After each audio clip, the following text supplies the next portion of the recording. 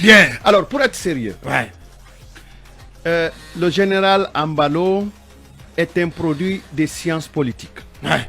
Donc, ce n'est pas quelqu'un qui est venu dans l'armée par accident.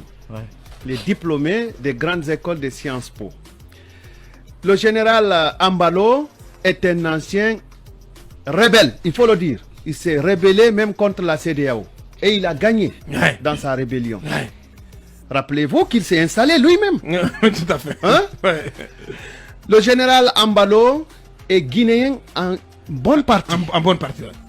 Il a la plus grande partie de sa famille qui vit en Guinée. Donc il se reconnaît guinéen. Bien. Le général Ambalo est venu parler à son frère, son jeune frère dans l'armée. Le général Ambalo lui a parlé avec toute la signification que Fred donne au côté gauche.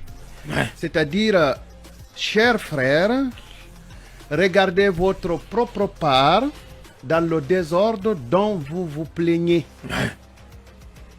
J'imagine que le colonel Mamadi Doumbouya a bien compris ce message. La mission de la CEDEAO a retardé, oui, parce qu'il fallait recomposer l'équipe qui devait venir en Guinée. C'est ça la raison fondamentale. Pas d'autres raisons dont j'en ai entendu même dans notre studio. La raison fondamentale est qu'il y avait quelqu'un qui devait quitter la composition de la mission et il devait se faire remplacer par quelqu'un d'autre de l'Afrique centrale. Ceci dit, le Boni Yahi est mou.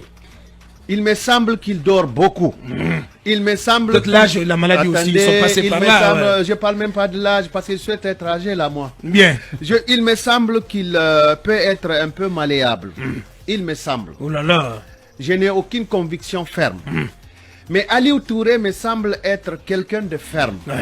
Mais c'est un nouveau dans la diplomatie de la CEDEAO. En tout cas, dans le cadre de la communauté des États de l'Afrique de l'Ouest. Alors, il vient travailler dans un pays où quelqu'un d'extrêmement intelligent a pris le pouvoir. J'assume. Mamadi Doumbouya est extrêmement intelligent. Je suis d'accord. Je le souligne. Et si vous vous rappelez, j'avais dit ici que Mamadi Doumbouya ne travaille pour personne. Il travaille pour lui-même. Beaucoup pensent qu'il fait le bougnoul, il dort beaucoup, il laisse les gens faire ceci ou cela. Mamadi Doumbouya est suffisamment, suivez-moi, il est suffisamment Aboubakar soutenu par des grandes puissances. Et j'en veux pour preuve.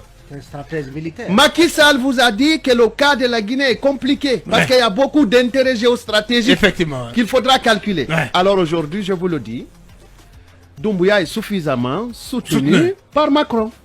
C'est mon opinion. Et donc c'est très compliqué. Discrètement, Michel Delpy est venu ici. Il a fait, semble-t-il, une randonnée en hélicoptère avec Mamadi Doumbouya. C'est pas donné à n'importe qui. Et Delpy dirige les forces françaises au Sénégal. Qui était le plus dur par rapport à cette transition? C'est pas Macky Sall? Bien sûr. Les forces françaises là vont le remodeler, le remouler, l'amener à mieux comprendre les choses. Alors, qu'est-ce que je veux dire par là? Si vous attendez à ce qu'il y ait des sanctions dures contre Mamadi Doumbouya, elles ne viendront pas. De la CEDEAO, vous vous trompez dans l'OTAN. Je dis bien dans l'OTAN, parce que tout peut arriver.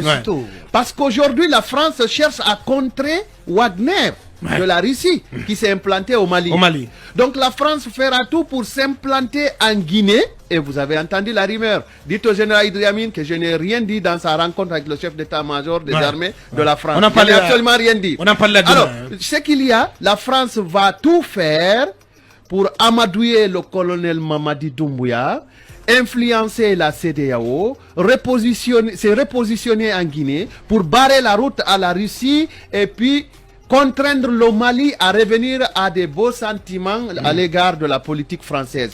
C'est tout.